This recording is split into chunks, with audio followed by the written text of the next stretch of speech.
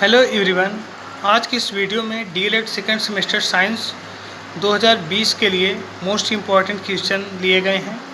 इसमें से पहला क्वेश्चन है, ऊर्जा का मात्रक एमकेएस पद्धति में क्या होता है। तो ऊर्जा का जो एमकेएस पद्धति में मात्रक होता है वो होता है जूल।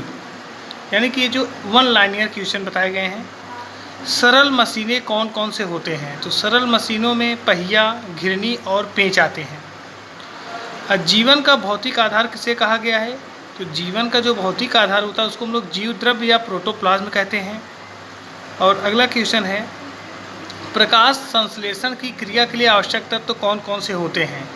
ये 2020 में बहुत ही इंपॉर्टेंट क्वेश्चन होगा।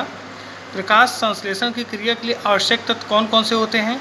तो इसके लिए 4 आवश्यक तत्व होते हैं, जल, कार्बन डाइऑक्साइड, क्लोरोफिल यानी कि हरित लवक और सनलाइट यानी कि सूर्य का प्रकाश। तो प्रकाश संश्लेषण की क्रिया में पौधे जो होते हैं वो भूमि से जल को अवशोषित करते हैं और वायुमंडल से कार्बन डाइऑक्साइड और सूर्य के प्रकाश में ये ग्लूकोज का निर्माण करते हैं। श्वसन अंग कौन कौन से हैं। तो जो फेफड़ा या लंग्स होता है ये मानव का या अन्य स्तनियों का श्वसन अंग होता है। क्लोम दरारें या गिल्स जो होता है ये मछलियों का श्वसन अंग होता है।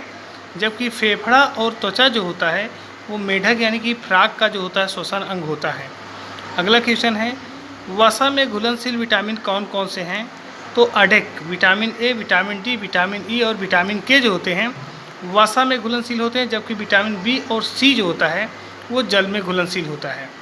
अगला है, परमाणु के नाभिक में प्रोटॉन और न्यूट्रॉन पाए जाते हैं। ये क्वेश्चन पूछता है कि परमाणु के नाभिक में कौन कौन से कण पाए जाते हैं। तो परमाणु के नाभिक में प्रोटॉन और न्यूट्रॉन जो होते हैं एक अस्थायी कण के रूप में पाए जाते हैं। अगला है, ज्वालामुखी का फटना कैसी परिवर्तन है। ज्वालामुखी का फटना जो होता है एक अनियमित परिवर्तन की क्रिया है।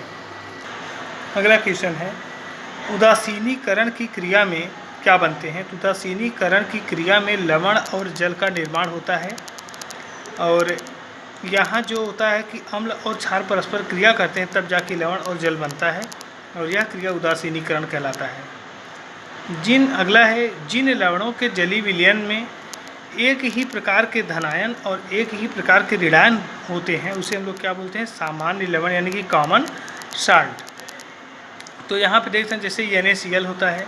NaCl अगर जल में घोला जाए तो एक Na पॉजिटिव दे देगा, एक Cl निगेटिव दे देगा, यानी कि एक प्रकार का धनायन दूसरे प्रकार का ऋणायन। उसी प्रकार से KCl K पॉजिटिव और Cl निगेटिव दे देगा। तो अगले वीडियो में कुछ और इम्पॉर्टेंट क्वेश्चन बताए जाएंगे जो 2020 के लिए बहुत ही इम्पॉर्टेंट होंगे।